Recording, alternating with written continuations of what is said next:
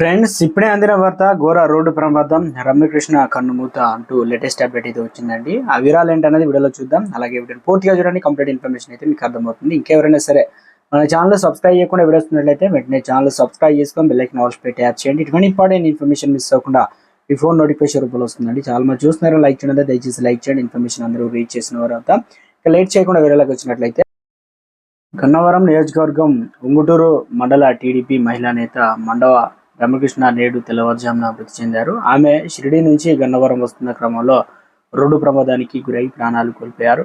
కాగా రమకృష్ణ మృతిపై AP CM Chandrababu Naidu స్పందించారు. రమకృష్ణ మరణం బాధాకరమని ఆయన సంతాపం తెలియజేశారు. తన ఆత్మకు శాంతి చేకూరాలని భగవంతుని ప్రార్థిస్తున్నారని పేర్కొన్నారు. గత ప్రభుత్వ దమనకాండను రమకృష్ణ ధైర్యంగా ఎదుర్కొన్నారని తెలిపారు. వైసీపీ ప్రభుత్వం బనాయించిన అక్రమ కేసుల్లో ఆమె కొన్ని రోజులుగా పాటు అజ్ఞాతంలో ఉన్నారని సందర్భంగా చంద్రబాబు గుర్తు చేశారు.